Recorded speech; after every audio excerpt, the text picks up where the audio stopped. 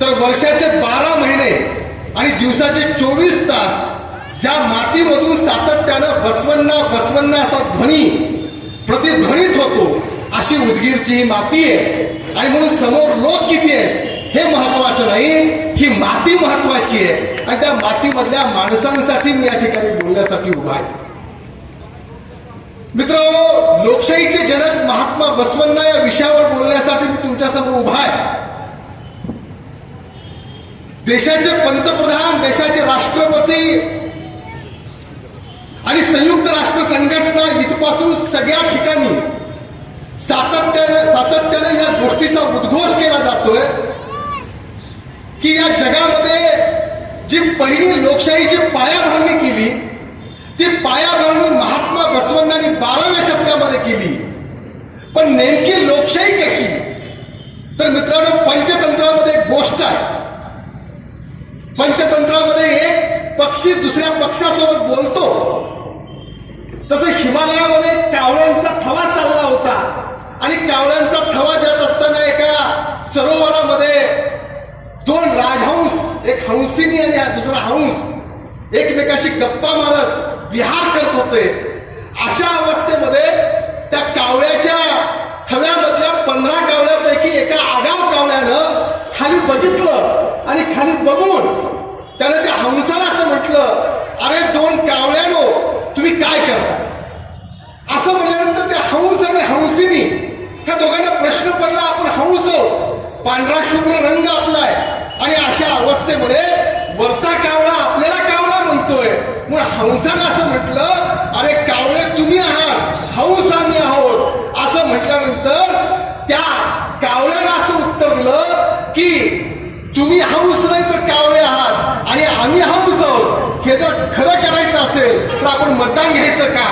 आणि मग एका ज्येष्ठ माणसानं सांगितलं, त्या कावळ्यानं सांगितलं की मतदान घ्या आणि कोण हंस आहे आणि कोण कावळे आहे हे सिद्ध करा. त्यावेळेस कावळ्यांची पार्टी जिंकली. मित्रांनो, याला लोकशाही म्हणायचं का? हा सगळ्यात मोठा प्रश्न आहे. महात्मा बसवेश्वरांना बहुमताची हुकुमशाही म्हणजे लोकशाही हा अर्थ लोकशाहीचा अभिप्रेत नव्हता. 770 शरणांची जी अनुभव मंडप निर्माण केली गेली त्या अनुभव मंडपामध्ये महात्मा बसवण्णांनी इलेक्शन घेऊन माणसं निवडली नाहीत, तर त्या ठिकाणची प्रत्येक माणसं ही इलेक्टेड नव्हती, ती सिलेक्टेड होती. पण सिलेक्टेड असलेली माणसं सुद्धा खऱ्या अर्थानं लोकशाहीचा फुंकार देत होती. आणि ज्यावेळेस एखाद्या गोष्टीचा फुंकार दिला जातो त्यावेळेस एखाद्या नवीन मूल्यांचा जन्म होत असतो. आणि अशी लोकशाही भारताच्या भूमीमध्ये 12व्या शतकामध्ये जन्माला आली. 1215ला मॅग्ना कार्टा इंग्लंडमध्ये प्रसिद्ध करण्यात आला. 1688ला त्या ठिकाणी रक्तविहीन क्रांती झाली आणि संसदेला अधिकार दिले. परंतु 1215च्या अगोदर म्हणजे 70 वर्ष अगोदर भारताच्या मातीमध्ये बसव कल्याणमध्ये पहिली जगामधली संसद जन्माला आली होती आणि तिचं नाव होतं अनुभव मंडप. मित्रांनो, अनुभव मंडप ही इंग्लंडच्या संसदेसारखी संसद नव्हती. ही गोष्ट आपण लक्षात ठेवली पाहिजे. आणि सगळ्यात महत्वाची गोष्ट की तो काळ काय होता, त्या काळामध्ये आजच्यासारख्या सगळ्या सुविधा आणि आजच्यासारखे लोक हे सज्ञानी होते का या प्रश्नाचं उत्तर आपण शोधलं पाहिजे. तर त्यावेळेस उत्तर मिळतं की त्यावेळेसचे लोक हे आत्ताच्या पद्धतीनं हे शहाणे नव्हते. परंतु मित्रांनो, लोकशाहीचा अर्थ समजून घेण्याच्या अगोदर तो काळ समजून घेणं गरजेचं आहे. ज्या काळामध्ये सरंजामदार, जमीनदार हा सगळ्यात मोठा होता. आणि सगळ्यात महत्वाची गोष्ट, या देशामध्ये वेदांनी आणि मनुस्मृतींनी एक व्यवस्था निर्माण केली होती आणि त्या व्यवस्थेनं सांगितलं होतं की या देशामधला क्षत्रिय हाच राजा झाला पाहिजे आणि तो पदावर बसला पाहिजे. राजा राणीच्या पोटी जन्माला येत होता, तो कुठल्या मतपेटीतून जन्माला येत नव्हता. हा तो काळ होता. आणि सगळ्यात महत्वाची गोष्ट, मनुस्मृतीमध्ये समता नाकारली गेली होती. त्या मनुस्मृतीमध्ये बंधुता नाकारली गेली होती. माणसाचं अस्तित्व माणूस म्हणून नाकारलं गेलं होतं. आणि न्यायाची एक व्यवस्था मनुस्मृतीमध्ये नमूद करण्यात आली होती. ती नेमकी कशी होती तर मित्रांनो, जर समजा उदाहरणार्थ एका शूद्रानं जर एखाद्या स्त्रीवर बलात्कार केला तर राजानं त्याला फाशीची शिक्षा द्यावी हे मनुस्मृती सांगतं. तर त्यावेळेस जर एखाद्या वैश्यानं एखाद्या स्त्रीवर बलात्कार केला तर त्याला आजन्म तुरुंगामध्ये डांबावं राजानं अशी आज्ञा मनुस्मृती देते. तर क्षत्रियानं जर बलात्कार केला तर भर चौकामध्ये खांबाला त्याला बांधावं आणि 100 चापकाचे फटके उडावेत असं मनुस्मृती सांगते.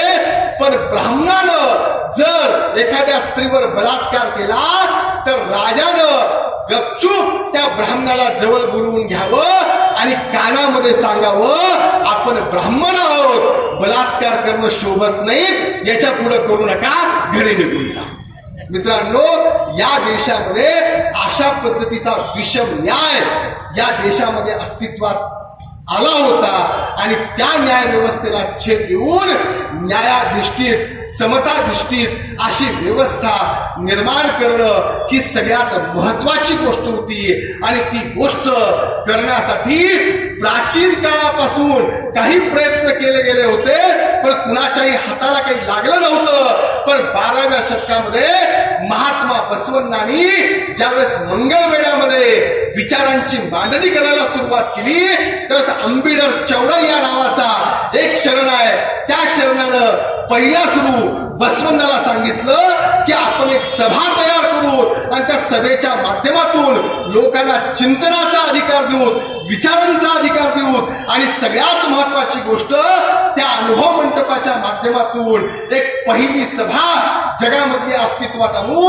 असं चौडय्यानं सांगितलं. बसवण्णा आणि चौडय्या ह्या दोघांनी मिळून मंगळवेढ्यामध्ये ते निर्माण करण्याचा प्रयत्न केला, पण ते निर्माण होऊ शकलं नाही. पुढे ज्यावेळेस प्रधानमंत्री म्हणून बसवण्णा त्या कल्याणला आले त्यावेळेस अनुभव मंडपाची सुरुवात झाली. पण मित्रांनो, ती अनुभव मंडप निर्माण करत असताना त्याचा जो पाया होता ती गर्दी हा पाया नव्हता. जसं तुम्ही मर्गे साहेब म्हणालात इथं गर्दी हा पाया नाही, तसा अनुभव मंडपाचा पाया सुद्धा गर्दी नव्हता. उर्दू मध्ये एक शेर आहे, उर्दू मध्ये लोकशाहीला जमहुरियत असं म्हणतात. काय म्हणतात? जमहुरियत. जमहुरियत ऐसी चीज है, जमहुरियत ऐसी चीज है जहां बंदों को गिना तो जाता है लेकिन तोला नहीं जाता. मित्रांनो, लोकशाहीमध्ये फक्त मुंडकी मोजली जातात, पण त्या डोक्यामध्ये काय आहे हे पाहिलं जात नाही. बसवण्णांनी डोक्यामध्ये काय आहे याचा विचार केला आणि म्हणून आमच्या गावामध्ये एक म्हण आहे. ती म्हण अशी आहे, रानामध्ये दाणे असलेली कणस, रानामध्ये दाणे असलेली कणस आणि समाजामध्ये विचार असलेली माणसं असावी लागतात. त्यावेळेस तो समाज समृद्ध आणि सुसंस्कारित होत असतो. आणि असा समाज संस्कारित आणि सुसमृद्ध करायचा असेल तर डोक्यामध्ये अनुभवाची ताकद असलेला, ज्ञानाची ताकद असलेला माणूस हा बांधला गेला पाहिजे आणि त्याची अभेद्य भिंत आपण या देशाच्या वैदिक व्यवस्थेच्या विरुद्ध उभी करू असं बसवण्णांनी ठरवलं. आणि त्या विचारामधून अनुभव मंडप ही जगामधली पहिली संसद ही अस्तित्वात आली. मित्र हो, लोकशाहीचा अर्थ सांगताना डॉक्टर बाबासाहेब आंबेडकर व्याख्या करतात. ज्या संविधान सभेमध्ये चर्चा सुरू झाली आणि प्रत्येक जण म्हणत होता की या देशासाठी लोकशाहीची कोणती व्याख्या स्वीकारायची, त्यावेळेस एक सदस्य उभे राहिले आणि ते म्हणाले की आपण अब्राहम लिंकनची व्याख्या स्वीकारूयात, जी लोकांसाठी लोकांचं चालविलेलं राज्य म्हणजे लोकशाही.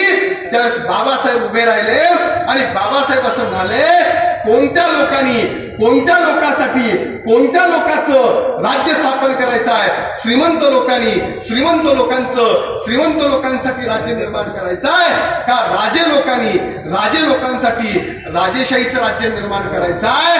असं म्हटल्यानंतर सर्व संविधान सभेमधल्या सदस्यांनी बाबासाहेबांना विनंती केली की या देशासाठी आवश्यक असणारी लोकशाहीची व्याख्या तुम्ही निर्माण करा. त्यावेळेस बाबासाहेबांनी या देशाला लोकशाहीची व्याख्या दिली. ती व्याख्या अशी आहे, रक्ताचा एकही थेंब न सांडता सर्वसामान्य माणसाच्या जीवनामध्ये आमूलाग्र सामाजिक आणि आर्थिक क्रांती घडवून आणणारा शासन प्रकार म्हणजे लोकशाही. ज्या शासन पद्धतीमध्ये रक्ताचा एकही थेंब सांडला जाणार नाहीये आणि प्रत्येक माणसाच्या आयुष्यामध्ये आमूलाग्र सामाजिक आणि आर्थिक बदल होतील असा प्रकार म्हणजे लोकशाही. मित्रांनो, बाबासाहेबांनी ही व्याख्या केली. त्याच्या अगोदर 800 वर्ष अगोदर बसवाला विसरता येत नाही. कारण की सर्वसामान्य माणसाच्या जीवनामध्ये शांती आणि क्रांती ह्या दोन्हीच्या माध्यमातून आमूलाग्र परिवर्तन जर कोण केलं असेल तर ते महात्मा बसवण्णांनी केलं होतं. आणि म्हणून बसवण्णांच्या वचनामध्ये प्रजासत्ताक असा शब्द येत नाही. बसवण्णांच्या वचनामध्ये प्रजाप्रभुत्व असा शब्द येतो. सत्ता जिथं असते तिथं अहंकार असतो, तिथं स्वार्थ असतो, तिथं भ्रष्टाचार असतो आणि सत्ता माणसाला उन्मत्त बनवत असते. आणि म्हणून प्रभुत्व, कुणाचं प्रभुत्व? या देशामधल्या लोकांचं प्रभुत्व निर्माण करण्याचा विचार बसवण्णांनी केला. मित्र हो, ज्यावेळेस आम्ही विचार करतो त्यावेळेस आम्हाला निश्चित स्वरूपामध्ये कळतं या देशामधला सातबारा हा या देशामधल्या राज्यकारभाराचा सातबारा मुठभर माणसांच्या हातामध्ये होता. परंतु महात्मा बसवण्णांनी या देशाच्या सातबाऱ्यावर पहिल्या सुरू या देशामधल्या सामान्य माणसाचं नाव नोंदवलं आणि फेरफार करून त्यांच्या नावानं या देशामधली सत्ता केली. हे सगळ्यात मोठं काम बसवण्णांनी मध्ययुगीन कालखंडामध्ये केलं. ज्या काळामध्ये लोकांना लोकशाहीबद्दल यत्किंचितही माहिती नव्हती त्या काळामध्ये बसवण्णा हा संपूर्ण विचार मांडतात. आणि बसवण्णांनी जो नैतिक समाज निर्माण केला तो नैतिक समाज हा या लोकशाहीचा पाया होता. बसवण्णांचं एक वचन आहे. बसवण्णा असं म्हणतात, सज्जनांचा सत्संग करावा, सज्जनांचा सत्संग करावा, दुर्जनापासून दूर राहावे, दोन संघ पहिल्यास धरावे आणि दुसऱ्यास सोडावे.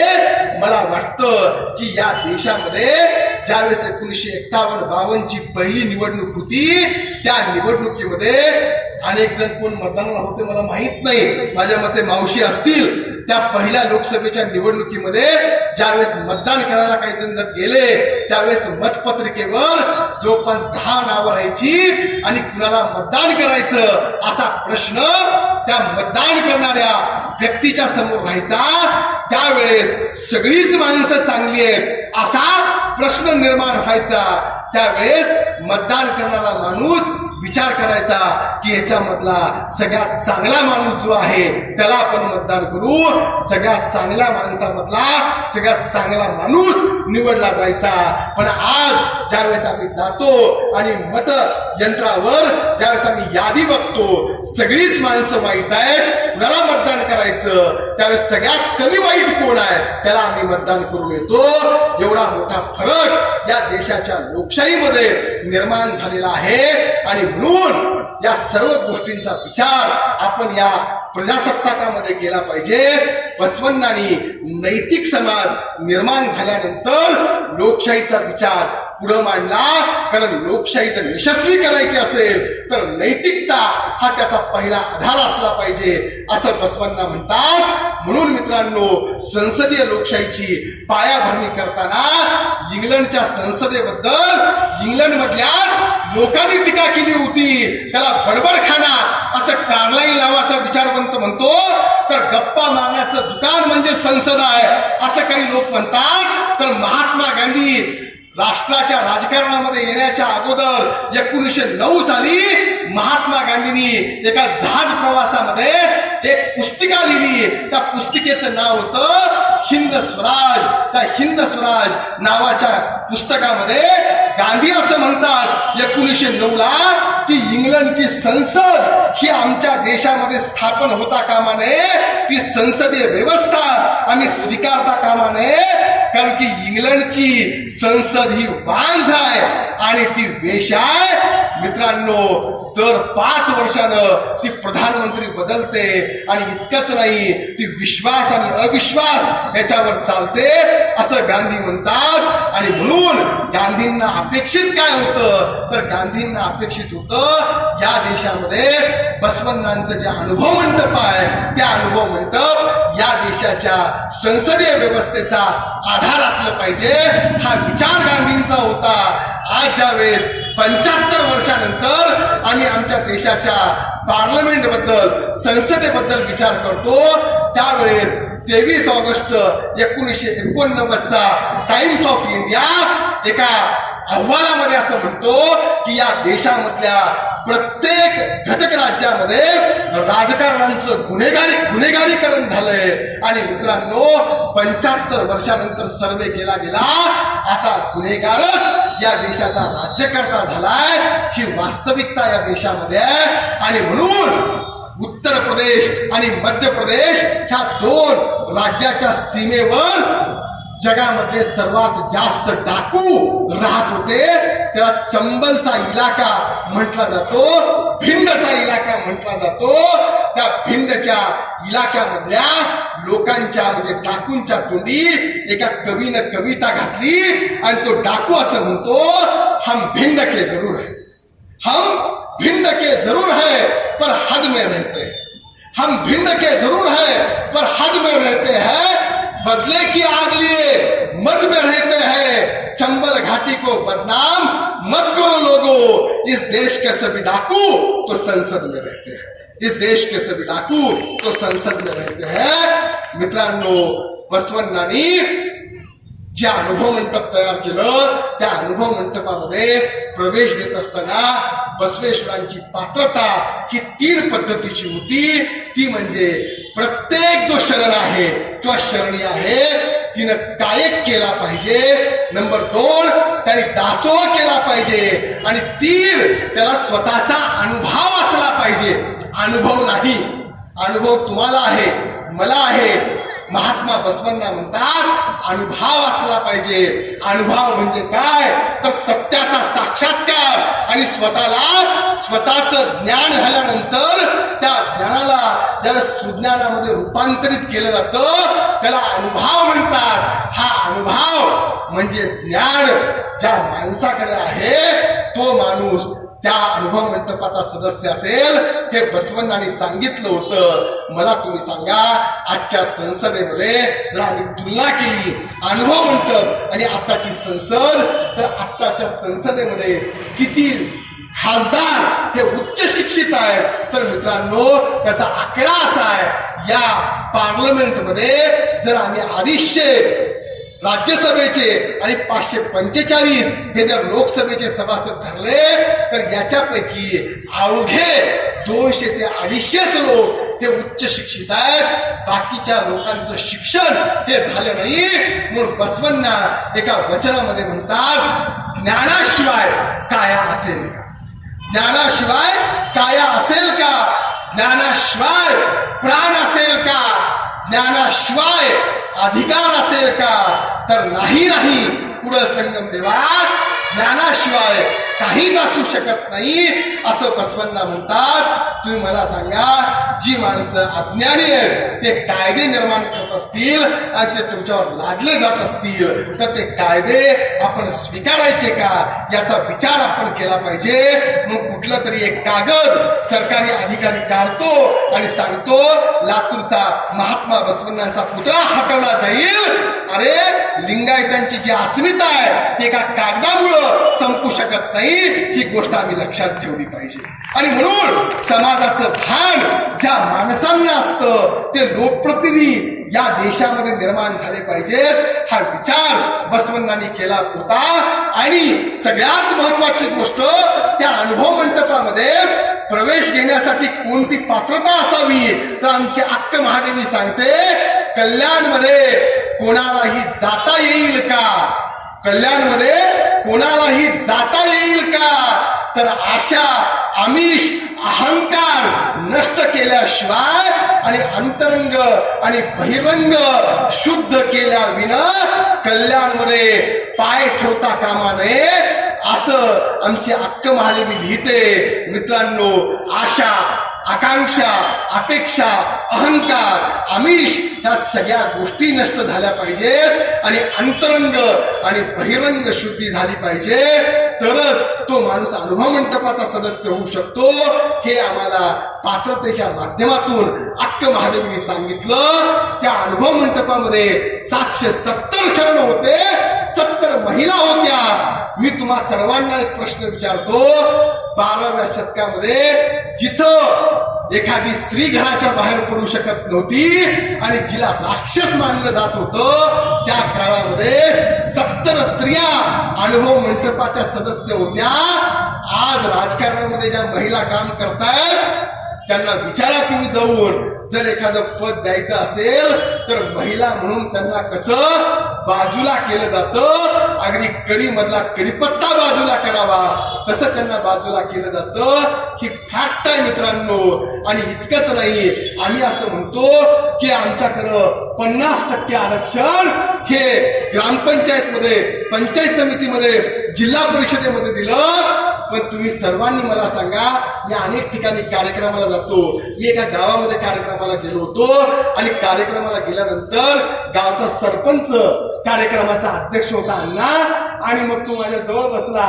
साहेब तुम्ही लक्षात घ्या, तो मला सांगू लागला की सर हे केलं आम्ही गावामध्ये, ही निवडणूक आता झाली, आम्ही जिंकलो, हे विकास काम आहे.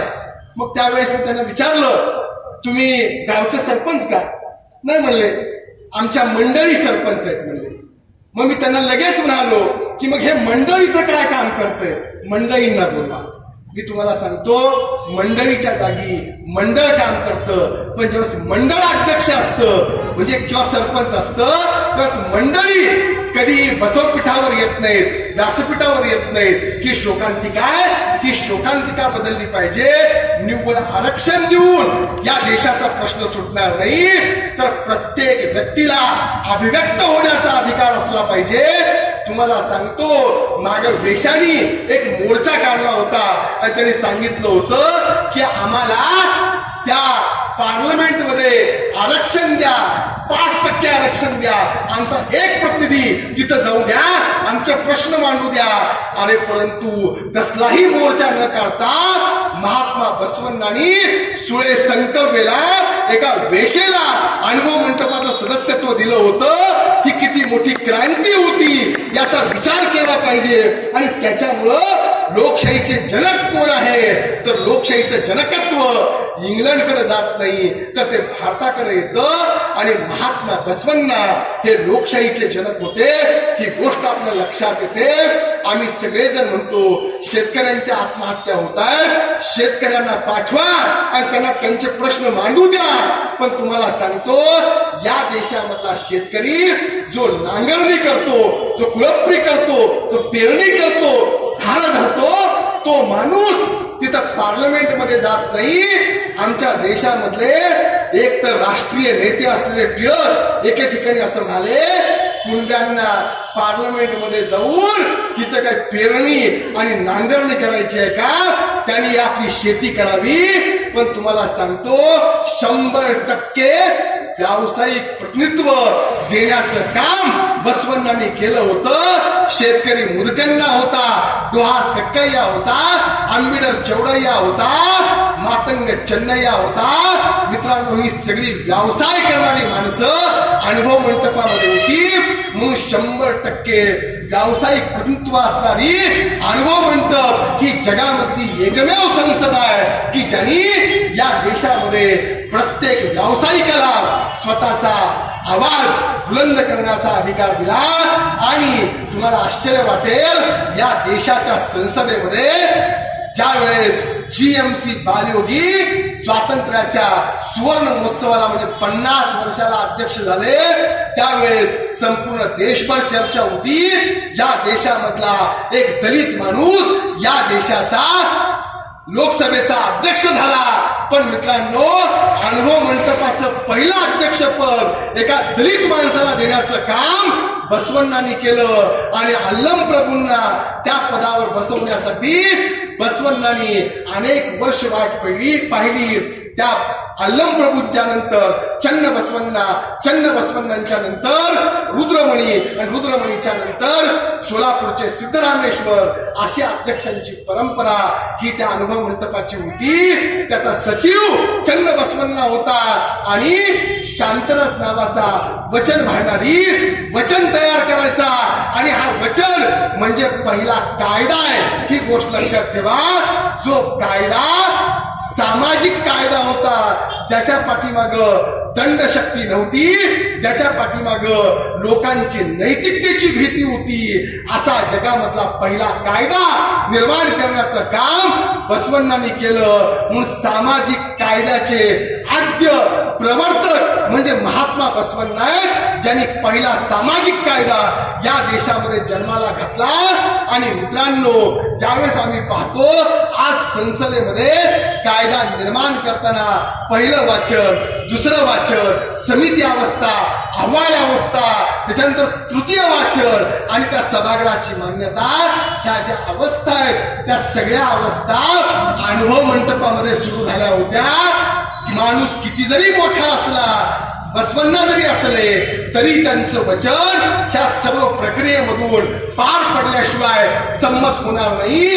हा तिथला नियम होता मित्रांनो. आणि त्या पद्धतीनं वचन साहित्य तयार केलं गेलं. 160 कोटी वचन अनुभव मंडपानं निर्माण केली. म्हणजे 160 कोटी कायदे महात्मा बसवण्णांच्या नेतृत्वाखाली अनुभव मंडपामध्ये अस्तित्वात आले. आणि मित्रांनो, ह्या संसदीय लोकशाहीचं आणि लोकशाहीच्या विचाराचं जर मूळ कशामध्ये असेल तर ते अभिव्यक्ती स्वातंत्र्यामध्ये होतं. अभिव्यक्ती स्वातंत्र्य म्हणजे माणसाला अभिव्यक्त होण्याचा अधिकार असला पाहिजे. एखादी बाई आहे, ती लग्न झाल्यानंतर कधीच अभिव्यक्त होत नाही. ती भाकड्या थापते, ती भाजी करते, ती नवऱ्याला काही बोलू शकत नाही, सासू सासऱ्यांना बोलू शकत नाही. तिची स्वतःची मुलं तिची अक्कल काढतात. परंतु त्या बाईला बोलतं करण्याचं काम बसवण्णांनी अनुभव मंडपामध्ये केलं. इतकंच नाही, डोहार, मातंग, महार या जातीमधल्या माणसांना नुसतं वर बघण्याचा अधिकार नव्हता, त्यांना अभिव्यक्त होण्याचा अधिकार दिला. एक वडाचं बी अभिव्यक्त झालं तर 500 ते 700 वर्ष ते एक वटवृक्ष म्हणून काम करतं. आणि एक माणूस जर अभिव्यक्त झाला तर तो 900 वर्षानंतर सुद्धा लोकशाहीचं तत्वज्ञान जगाला शिकवू शकतो. ते बसवण्णांनी अनुभव मंडपाच्या माध्यमातून दाखवून दिलं. आणि मित्रांनो, तुम्हाला लक्षात येईल की बसवण्णांनी बहुमताची हुकुमशाही या देशामध्ये निर्माण होऊ दिली नाही. बसवण्णा असं म्हणायचे की 99 माणसं एका बाजूला आणि एक माणूस एका बाजूला आहे. 99 माणसं एक मुद्दा मांडतायत आणि एक माणूस एक मुद्दा विरोधामध्ये मांडतोय, तरी सुद्धा त्या एका माणसाचं मत ऐकून घेतलं गेलं पाहिजे, कारण त्याचा अनुभव हा मोठा आहे असं बसवण्णा म्हणायचे. परंतु या देशामध्ये कोबाड गांधींनी लिहिलं फ्रॅक्चर्ड फ्रीडम नावाचा ग्रंथ, त्याला पुरस्कार देऊन सरकार पुरस्कार वापस घेतं की या देशामधली अभिव्यक्ती स्वातंत्र्याची गळचेपी आहे. मित्रांनो, एकदा काय झालं तर बसवण्णा एक विचार मांडत होते आणि विचार मांडताना तो विचार ते थोडंसं अग्रेसिव्ह होऊन थोडंसं मोठ्या आवाजामध्ये मांडत होते. त्यावेळेस चांभार धुळप्पा उभा राहिला. तो बसवण्णाला म्हणाला की बसवण्णा, तुमचा हा विचार पूर्णपणे चुकीचा आहे आणि तो आम्ही अनुभव मंडपामध्ये मान्य करू शकत नाही. बसवेश्वरांनी अनुभव मंडपाची माफी मागितली. एका चांभार धुळप्पानं म्हटल्यानंतर मित्रांनो, आज या देशाचा प्रधानमंत्री अशी माफी मागू शकेल का, या प्रश्नाचं उत्तर तुम्ही घरी जाऊन शोधावं. कारण ते इथं शोधण्याचा जर प्रयत्न केला तर कदाचित उद्या तुमच्यावर एखादी घटनात्मक समिती लागण्याची शक्यता नाकारता येत नाही. या सर्व गोष्टींचा विचार आपण केला पाहिजे.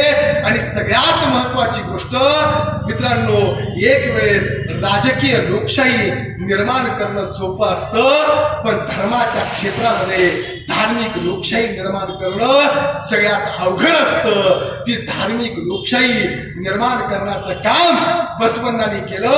अरे, ज्या माणसांना माणूस मानलं जात नव्हतं, मंदिरामध्ये प्रवेश नव्हता, ईश्वराला स्पर्श करण्याचा अधिकार नव्हता. या देशामधला एक पुरोहित असणारा वर्ग लोकांच्या हातामध्ये तांदूळ द्यायचा आणि म्हणायचा मम म्हणा, मम म्हणून पाणी सोडा. शिकलेली माणसं सुद्धा आज सुद्धा सत्यनारायण करतात आणि मम म्हणतात. मम या शब्दाचा अर्थ त्या लोकांना माहित असतो की नाही मला माहित नाही, परंतु शिकलेली असलेली माणसं सुद्धा वास्तुशांती करतात, कुठेतरी सत्यनारायण करतात आणि स्वतःला मात्र बंधनामध्ये अडकवून घेतात. तुम्हाला धार्मिक स्वातंत्र्याचा अधिकार या देशामध्ये पहिल्या सुरू बसवण्णांनी मान्य केला. बसवण्णांनी या देशामधल्या पुरोहितशाहीच्या हुकुमशाहीला शृंग लावण्याचं काम केलं. बसवण्णा एका वचनामध्ये खूप सुंदर पद्धतीने म्हणतात. बसवण्णा असं म्हणतात की दुसऱ्याच्या डोळ्यानं मला नेत्रसुख मिळेल का? दुसऱ्याच्या डोळ्यानं मला नेत्रसुख मिळेल का? दुसऱ्याच्या पाणी पिण्यानं माझी तहान भागेल का? दुसऱ्याच्या जेवण करण्यानं माझं पोट भरेल का? दुसऱ्याच्या रतिसुखानं मला सुख मिळेल का? आणि दुसऱ्याच्या पूजा करण्यानं त्याचं फळ मला मिळेल का? पुढं संगम देवा मिळणार नाही असं बसवण्णा म्हणतात. म्हणून हा जो मधला माणूस आहे तो मधला माणूस हटवण्याचं काम बसवण्णांनी केलं. पुढं महात्मा ज्योतिराव फुल्यांनी हेच सांगितलं, सर्व साक्षी जगतपती त्याला नकोच मध्यस्थी. म्हणजे जो जगतपती आहे त्याला मध्यस्थ असण्याची गरज नाही. म्हणून या देशामधल्या वैदिक धर्मानं सर्वसामान्य स्त्रीला, या देशामधल्या अस्पृश्य केलेल्या माणसाला जे धर्मापासून अधर्मी केलं गेलं होतं त्यांना लिंगायत करण्याचं काम बसवण्णांनी केलं. जगामधला एकमेव धर्म असा आहे लिंगायत धर्म, जो माणसाला मुक्त करतो आणि त्याला धर्माच्या क्षेत्रामध्ये प्रस्थापित करतो. म्हणून धार्मिक खुले करण्याची नीती ही बसवण्णांनी 12व्या शतकामध्ये निर्माण केली. कुठल्या मंदिरामध्ये जाण्याची गरज नाही, कुठल्या वेद पठण करण्याची गरज नाही, कुठला ग्रंथ वाचण्याची गरज नाही. तुमचा अनुभव तुम्ही मांडा आणि ज्याच्या गळ्यामध्ये लिंग तो प्रत्येक माणूस लिंगायत. एवढा सोपा आणि साधा धर्म बसवण्णांनी सांगितला. आणि मित्र हो, सगळ्यात महत्वाची गोष्ट, जगाच्या इतिहासामध्ये जेवढे काही धर्मसंस्थापक झाले त्यांनी माणसाला देवापर्यंत नेलं, पण बसवण्णांनी देवालाच माणसापर्यंत आणलं आणि माणसाच्या गळ्यामध्ये बांधलं. तुम्हाला आश्चर्य वाटेल की जगामधल्या कोणत्याही धर्माच्या माणसाच्या मृत्यूनंतर त्याचा देव त्याच्या सोबत येत नाही.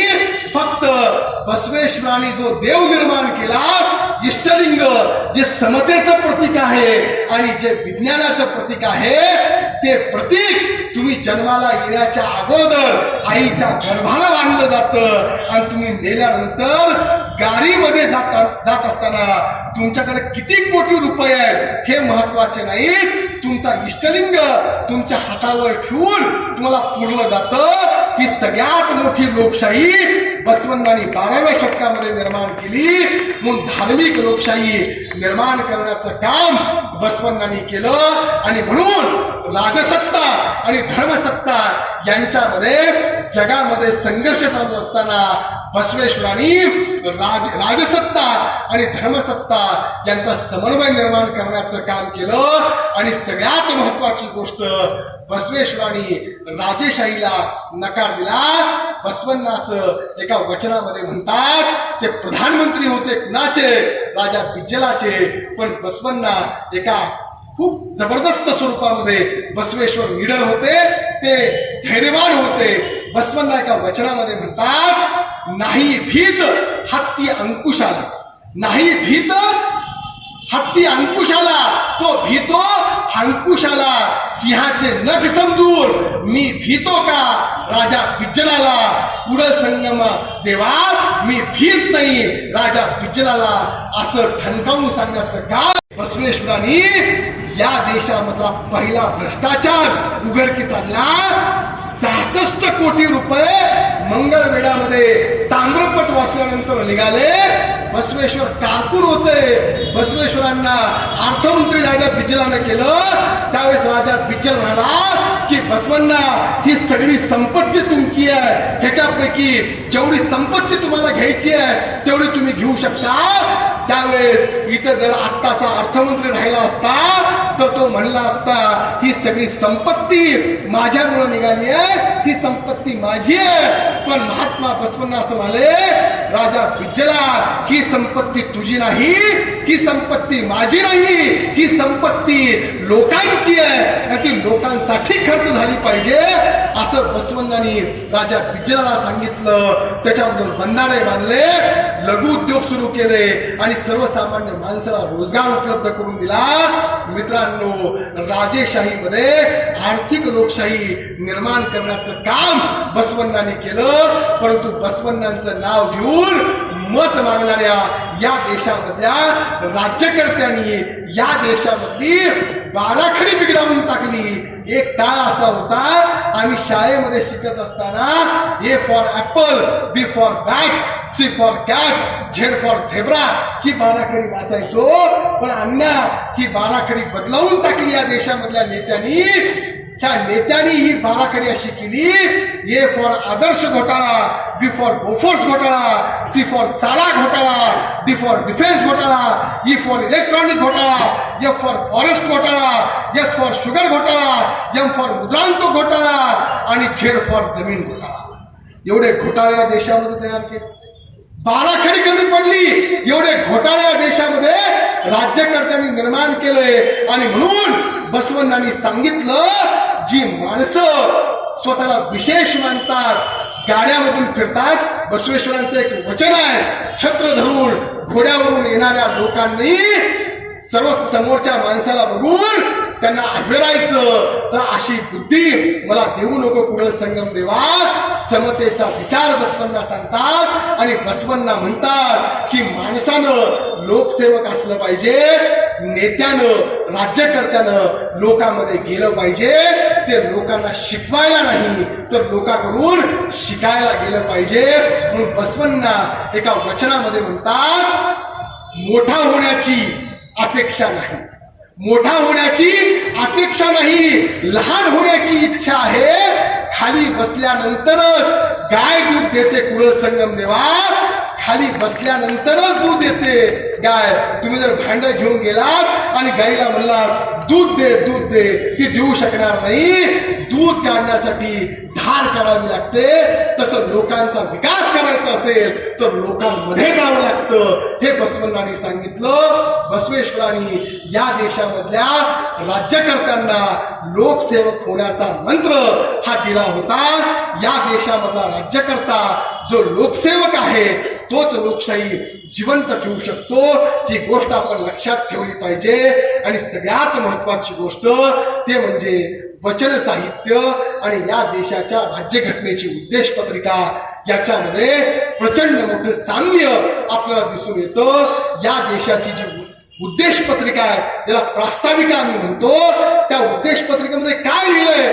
त्या उद्देश पत्रिकेमध्ये असं लिहिलंय, आम्ही भारताचे लोक, भारताचे एक सार्वभौम समाजवादी धर्मनिरपेक्ष लोकशाही गणराज्य निर्माण करण्याचे आणि सर्व नागरिकांना सामाजिक, आर्थिक, राजकीय न्याय, विचार, उच्चार, श्रद्धा, धर्म आणि उपासना यांचं स्वातंत्र्य, दर्जा आणि संधीची समता आणि त्या सर्वांमध्ये व्यक्तीची प्रतिष्ठा आणि राष्ट्राची एकता आणि एकात्मता राखणारी बंधुता निर्माण करण्याचे आज नोव्हेंबर 1949च्या 26व्या दिवशी विचारपूर्वक ठरवत आहोत. आणि ही राज्यघटना सर्वांसाठी तयार, मान्य आणि स्वीकृत करत आहोत. याच्यामधली जेवढी काही तत्व आहेत ती सगळी तत्व, मग धर्मनिरपेक्षता असू दे, समाजवाद असू दे, उदारमतवाद असू दे, स्वातंत्र्य, समता, बंधुता, न्याय,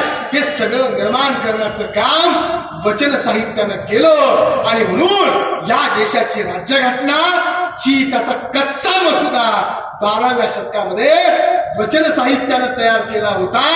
तो मसुदा परिपक्व स्वरूपामध्ये 26 जानेवारी 1950 ला तुमच्या आमच्या हातामध्ये आला. ही गोष्ट आपण या जयंतीच्या निमित्तानं लक्षात ठेवली पाहिजे. आणि सगळ्यात महत्वाची गोष्ट ती म्हणजे बाबासाहेब आंबेडकर 25 नोव्हेंबर 1949च्या शेवटच्या सभेमध्ये असं म्हणाले होते की या देशामध्ये आम्ही राजकीय लोकशाही आणत आहोत, परंतु जोपर्यंत या देशामध्ये सामाजिक आणि आर्थिक लोकशाही निर्माण होणार नाही तोपर्यंत या देशामधल्या राजकीय लोकशाहीला कसलाही अर्थ उरणार नाही असं बाबासाहेब आंबेडकरांनी सांगितलं होतं. मित्रांनो, सामाजिक लोकशाही म्हणजे काय तर जात, वर्ण, लिंग, भाषा, जन्म ठिकाण या सर्व गोष्टींचा भेदभाव न करता माणसाला माणूस मानलं पाहिजे. हा कित्ता गिरवण्याचं काम जेव्हा या देशामध्ये होईल त्यावेळेस सामाजिक लोकशाही निर्माण होऊ शकेल हे बाबासाहेबांचं स्वप्न होतं. परंतु मित्रांनो, आज सुद्धा आम्ही पाहतो की कोल्हापूरच्या छत्रपती शाहू महाराजांच्या वंशज संयोगिता राजे ह्या ज्यावेळेस काराम मंदिरामध्ये जातात त्यावेळेस त्यांना वेदामधले मंत्र वाचले जात नाहीत. अजून सुद्धा जर तुम्ही दक्षिण भारतामध्ये गेला कार्तिक स्वामीच्या मंदिरामध्ये स्त्रियांना प्रवेश नाही. देशाच्या प्रधानमंत्री असलेल्या इंदिरा गांधी जगदीश्वराच्या मंदिरामध्ये गेल्या, त्या विधवा आहेत म्हणून त्यांना प्रवेश नाकारला होता. मग सामाजिक लोकशाही या देशामध्ये निर्माण झाली का या प्रश्नाचं उत्तर आपण शोधलं पाहिजे. पण बसवेश्वरांनी या देशामध्ये जननसूतक, मरणसूतक, उच्चिष्ट सूतक, जाती सूतक आणि रजस्य सूतक ही 5 सूतकं अमान्य करून या देशामध्ये सामाजिक लोकशाही निर्माण केली होती. जन्मल्यानंतर विटाळ नाही, मेल्यानंतर विटाळ नाही, उष्ट खाल्ल्यानंतर विटाळ नाही, जातीचा विटाळ नाही. आणि कोणती स्त्री जी दर महिन्याला 4 दिवस बाहेर बसते ते रजस्य सूतक हे सुद्धा सूतक नाही. हे बसवण्णांनी सांगितलं. याच्यामध्ये सगळ्याच गोष्टी जात, धर्म, वर्ण, वंश, लिंग, भाषा, जन्म ठिकाण या अनुषंगाने केलेली विषमता त्याला गाडण्याचं काम हे बसवण्णांनी केलं होतं. आणि म्हणूनच कार्ल मार्क्स ज्यावेळेस भारतामध्ये आला त्यावेळेस तो दक्षिण भारतामध्ये गेला आणि त्यानं सिलेक्टिव्ह वर्ड्स नावाचा एक ग्रंथ लिहिला. खंड पहिला, पृष्ठ क्रमांक 488 जाऊन वाचा. त्याच्यावर लिहिलंय की लिंगम रिलिजन नावाचा एक धर्म दक्षिण भारतामध्ये आहे. लिंग म्हणजे लिंगायत, जो वर्ण, वंश, लिंग, जन्म ठिकाण अशा पद्धतीचा भेदभाव न मानता माणसाला माणूस मानतो आणि श्रमाला प्रतिष्ठा देतो हे सांगण्याचं काम कार्ल मार्क्सनं आपल्या ग्रंथामध्ये केलं होतं. मग बसवण्णा तुम्हाला कळाले की नाही हे मला माहित नाही, पण जगाला त्या अगोदरच कळालेले आहेत, जगाने त्या अगोदरच स्वीकारलेले आहेत. म्हणून या देशामधली पहिली सामाजिक लोकशाही बसवण्णानं निर्माण केली. मित्रांनो, ज्यावेळेस आम्ही पाहतो आज सोलापूर जिल्ह्यामधले 48 गावं अशी आहेत ज्या गावामध्ये अजूनही दलितांना शिवलं जात नाही. तुम्ही जा पंढरपूरला, जिथं आम्ही म्हणतो पंढरपूरच्या वाळवंटामध्ये 18 पगड जातीमधली माणसं एकत्र येतात, परंतु पंढरपूरवरून अवघ्या 21 किलोमीटर असणाऱ्या चळे नावाचं गाव आहे, त्या चळे नावाच्या गावामध्ये आज ही बारीक न्हावी, महार, मान, चांभार आणि डोहार ह्या जातीमधल्या माणसांची हजामत करत नाही. कारण त्यांना हजामत केल्यानंतर बाकीचे सवर्ण त्याच्याकडे हजामतीला येत नाहीत, म्हणून तो दलितांची हजामत करत नाही. सगळ्या दलितांना पंढरपूरला येऊन हजामत करावी लागते. तर मित्रांनो, या भोसे नावाचं एक गाव आहे, त्या भोसे नावाच्या गावामध्ये जाणूबाईचं एक मंदिर आहे. त्या मंदिरामध्ये दलितांना आणि स्त्रियांना प्रवेश नाही. एक भला मोठा तिरका आरसा लावलाय गर्भाशयामध्ये आणि शेवटच्या पायरीवर स्त्रियांनी आणि दलितांनी उभा राहून बघायचं. त्या आरशामध्ये जाणूबाईचं ते जी प्रतिमा आहे, जी मूर्ती आहे ती दिसते, त्याचं दर्शन घ्यायचं आणि निघून जायचं. या देशामध्ये अजूनही सामाजिक लोकशाही निर्माण झाली नाही, या देशामध्ये अजूनही आर्थिक लोकशाही निर्माण झाली नाही. आणि म्हणूनच 500ची नोट, दारूचा घोट आणि मग वोट ही त्रिसूत्री या देशामध्ये तयार झाली. जोपर्यंत या देशामधल्या सर्वसामान्य माणसाला स्वतःची भाकरी मिळणार नाही, तोपर्यंत तो आपलं मत विकत राहणार हे बसवेश्वरांना माहित होतं. आणि म्हणून बसवण्णांनी कायकाचा सिद्धांत सांगितला, श्रमाला प्रतिष्ठा दिली, जो घाम गाळतो तो माणूस महान म्हणा, हे बसवण्णांनी आम्हाला सांगितलं. आणि म्हणून आयदक्की महाराज असं म्हणतो, कायका तल्लीन असताना गुरुपूजा विसरला तरी चालतं, कायका तल्लीन असताना लिंग पूजा विसरला तरी चालतं, कायका तल्लीन असताना जंगम समोर आला त्याला दुर्लक्षित केलं तरी चालतं. कारण कायक वे कैलास असं आयदक्की महाराज म्हणतो. महात्मा बसवण्णांचं कायक वे कैलास हे वचन नाही, त्या आयदक्की महाराजाचं आहे, ही गोष्ट लक्षात ठेवा. पण कायकावर उभारलेला समाज बसवण्णांनी तयार केला. आणि नुसतं कमवायचं नाही तर ते दुसऱ्याला द्यायचं आहे. माझ्याकडे भरपूर आहे, मी देत नाहीये. मी इथं बसलेल्या अनेकांना विचारेल, घरात किती साड्या आहेत? कपाट गच्च भरलेला आहे, 200 ते 300 असतील की नाही? परंतु तरी सुद्धा कार्यक्रमाला येत असताना एकही नीट साडी नव्हती. ही सगळ्यात मोठी शोकांतिका आहे की नाही? सोनं 61,000 रुपये तोळा झालं का नाही? तरी सुद्धा आम्ही कशासाठी काय विचार करतोय? सोनं मिळालं पाहिजे. अरे पण बसवण्णा म्हणतात, मधुकन गोळा करून पोळे तयार करते आणि मधमाशी स्वतः खाऊन उष्ट जगाला खाऊ घालते. माणसानं सुद्धा असंच केलं पाहिजे. स्वतः कमावलं की ते दुसऱ्याला दिलं पाहिजे, पण देण्याची दानत असली पाहिजे. तुम्ही दिल्यानंतर तो देण्याचा भाव हा अहंकारामध्ये असता कामा नये, असं बसवण्णा म्हणतात. मला एक सुंदर उदाहरण आठवलं. झालं काय? मी बोलू का? बस होती, बस उदगीरवरून निघाली. उदगीरच्या बस स्टँडवर एक भिकारी चढला आणि भिकारी चढला आणि त्यानं आंधळा होता बिचारा. हातामध्ये एक जर्मनचं भांड होतं, त्यामध्ये 4-5 रुपये होते आणि खळखळ वाचत तो भीक मागत. कुणीतरी भीक द्या, कुणी द्यायला तयार नाही. एकदम कोपऱ्यामधल्या शेवटच्या सीटवरच्या एका बाईला दया आली आणि तिने काय केली, आपल्या पर्समध्ये शोधून 2 रुपयाचा बंदा काढला. 2 रुपयाचा बंदा काढला. आता द्यायचे कसे द्यायचे? देण्यासाठी तर काय करावं लागेल? त्याच्या पण जावं लागेल. पण जाणे शक्य नव्हतं, गर्दी होती. तिनं समोरच्या बाईला दिली, त्या समोरच्या बाईनं समोरच्या बाईला, समोरच्या बाईनं समोरच्या बाईला, असं करत 10व्या 11व्या बाईनं तो 2 रुपयाचा बंदा त्या भिकाऱ्याच्या त्या जर्मनच्या भांड्यामध्ये टाकला. खळकून आवाज झाला. त्या भिकाऱ्याला कळालं कुणीतरी पैसे टाकलेत. म्हणून त्या भिकाऱ्याला आशीर्वाद दिला, बाई तुझं कल्याण हो. असं म्हणल्यानंतर हे ऐकलं कोण? शेवटच्या बाईनं, जिनं 2 रुपये दिले होते. ती म्हणली, हे भिकारड्या, 2 रुपये त्या बाईनं दिले नाहीत, मी दिलेत. म्हणले आशीर्वाद तिला कशाला देतोय? मला दे. त्यावेळेस तो आंधळा माणूस असं म्हणाला, अगे बाई मी आंधळा आहे पण तो आंधळा नाही, ही गोष्ट लक्षात ठेव.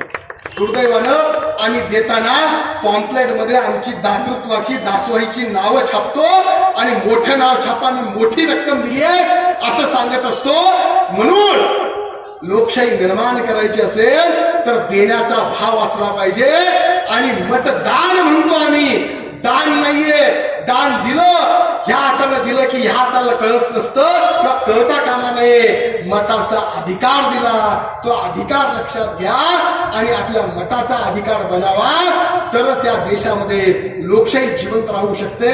नाहीतर या समाजामध्ये झाले काय, सगळी माणसं एकमेकाचं अनुकरण करून एकमेकांना आंधळे समजायला लागलेत आणि प्रत्येक जण आपल्या आपल्या रस्त्याने चालतो आहे. ही आंधळी लोकशाही आपल्याला एक दिवस खड्ड्यात घेऊन जाणार आहे. म्हणून या गोष्टीचा विचार आपण सर्वांनी केला पाहिजे. आणि मित्रांनो, तुम्हाला लक्षात घ्या, दासोह करत असताना बसवण्णांनी सांगितलं, वस्त्रातील एक धागा, सोन्याचा एक कण, अन्न साठवण उद्यासाठी, पूर्णता खोटी जाणतो मी पुढं संगम देवा, उद्यासाठी काहीच साठवून ठेवायचं नाही असं बसवण्णा म्हणतात. संयुक्त राष्ट्र संघटनेच्या एका समितीनं दरवर्षी जागतिक भूकबळी निर्देशांक ती समिती घोषित करते आणि त्या भूकबळी निर्देशांकामध्ये तुम्हाला आश्चर्य वाटेल मित्रांनो, भारताचा नंबर जगामध्ये नंबर 1 ला आहे. दरवर्षी सर्वात जास्त भूकबळी हे भारतामधले जातात. तर आता तुम्ही संध्याकाळी तुम्ही मी जेवण करू आणि जेवण केल्यानंतर झोपल्यानंतर या देशामधले 27 कोटी लोक हे उपाशी झोपलेले असतील, त्यांना फक्त पाणी मिळालेलं असेल. त्यावेळेस धुमिल नावाचा एक कवी असं म्हणतो की एक आदमी रोटी बेलता है, एक आदमी रोटी बेलता है, एक आदमी रोटी खाता है, एक आदमी रोटी बेलता है, एक आदमी रोटी खाता है, एक तीसरा भी आदमी है जो न रोटी बेलता है न रोटी खाता है, वो सिर्फ रोटी से खेलता है. मैं पूछता हूं ये तीसरा आदमी कौन है, मैं पूछता हूं ये तीसरा आदमी कौन है. मेरे देश की संसद मौन है, मेरे देश की संसद मौन है. या देशाच्या संसदेकडं त्या प्रश्नाचं उत्तर नाही की या देशामधल्या सामान्य माणसाच्या भाकरीबरोबर कोण खेळतो आहे. त्या खेळणाऱ्या माणसांना शोधण्याची आवश्यकता आहे. मित्रांनो, या देशामध्ये जोपर्यंत सामाजिक लोकशाही आणि आर्थिक लोकशाही जी बसवण्णांनी प्रस्थापित केली होती ती जोपर्यंत निर्माण होणार नाही, तोपर्यंत या देशामधल्या सामान्य माणसाला राजकीय लोकशाहीचा अर्थ उमगू शकणार नाही, तो समजू शकणार नाही. म्हणून राजकीय लोकशाहीचा अर्थ समजायचा असेल तर आर्थिक आणि सामाजिक लोकशाहीवर काम करण्याची बांधिलकी तुमची आणि माझी आहे. परंतु आम्ही सगळे मात्र बसवण्णांनी इष्टलिंग दिला, त्या इष्टलिंगाकडं न बघता मंदिरं बघतो. मंदिरामध्ये काय तुम्हाला सांगतो, लोक जातात, गर्दी करतात, दर्शन घेतात आणि दर्शन घेऊन फक्त त्या मूर्तीला 2-3 सेकंदासाठी बघण्यासाठी दिवसाचे 2-2, 3-3, 5-5 तास घालतात. बालाजीला जातात, 2-2 दिवस त्या रांगेमध्ये उभे राहतात. मित्रांनो, हे सगळं सोडलं पाहिजे. सामान्य माणसासाठी काम केलं पाहिजे. तुमचा देव तुमच्या गळ्यामध्ये आहे एवढा विचार करा. तो नसला तरी चालेल. उदगीर का मोठं झालं, इथली माणसं कायकवादी होती म्हणून उदगीर मोठं झालं. म्हणून इथं बसवेश्वरांचा विचार रुजला, फोफावला. ही गोष्ट आपण लक्षात ठेवली पाहिजे. मी एक सत्य घटना सांगतो की आम्ही सगळेजण कशा पद्धतीनं मेंढरासारखं एका पाठीमागे एक पडतो आहोत आणि त्याला लोकशाही म्हणतो आहोत. ही लोकशाही संपली पाहिजे. अशी लोकशाही बसवण्णाला अपेक्षित नव्हती.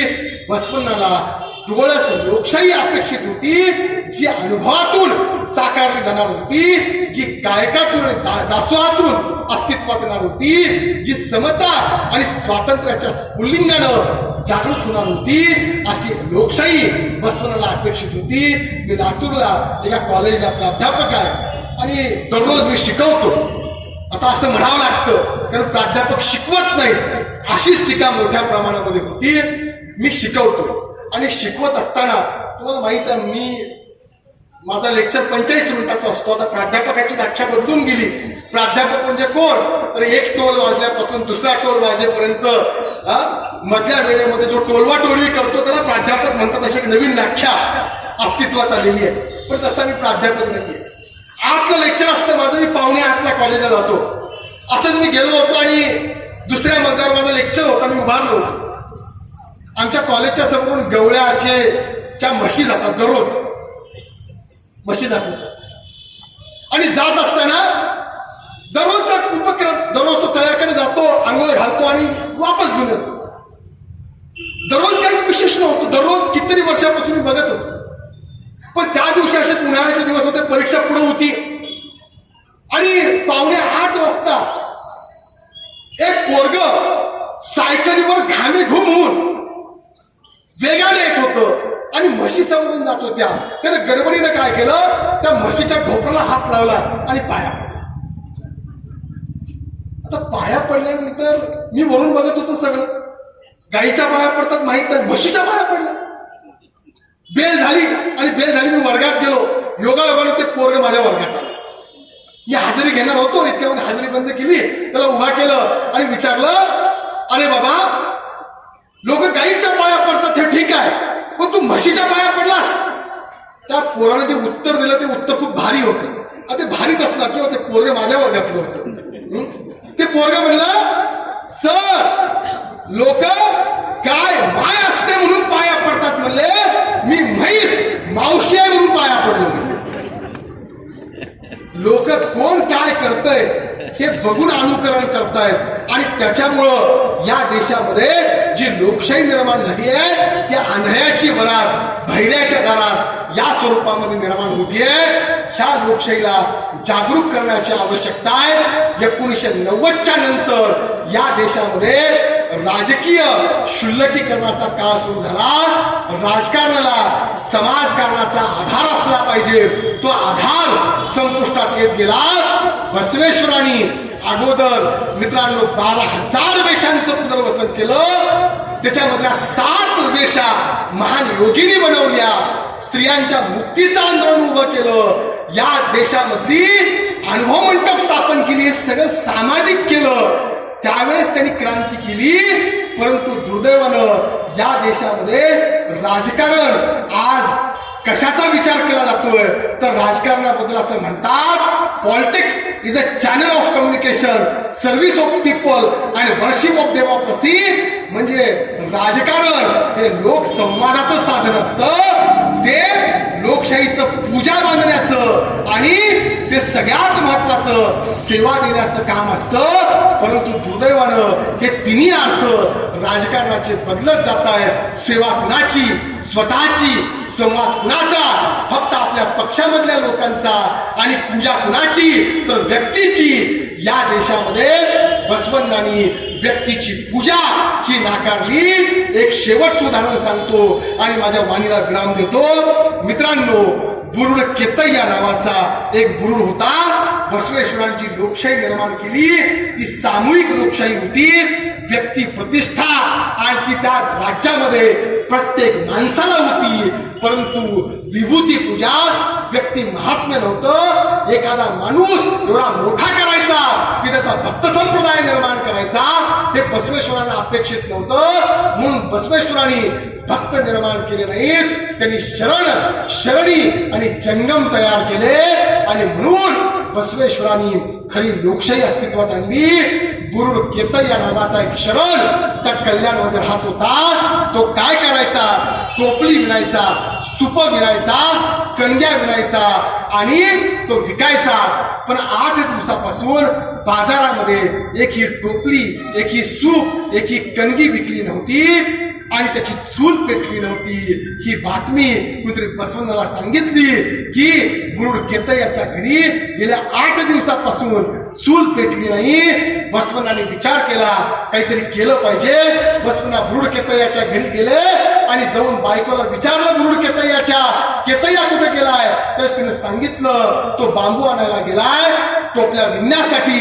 त्यावेळेस बसवेश्वरांनी विचारलं की अगं गेल्या 8 दिवसापासून चूल पेटली नाही का. त्यावेळेस तिने सांगितलं तो चूल पेटली नाही. बसवण्णांनी सोन्याचे नाणे काढले आणि तिच्या हाताकडे नेले. केतय्याच्या बायकोनं सांगितलं हे सोन्याचे नाणे मी घेऊ शकत नाही, केतय्या मला रागवेल. त्यावेळेस बसवण्णांनी आग्रह केला पण ती ऐकली नाही. शेवटी त्या बसवण्णांनी त्या हातामधले सगळे नाणे ढाळजामध्ये ठेवले. बसवण्णा निघून गेले. काही वेळानंतर बुरुड केतय या घरी वापस आला.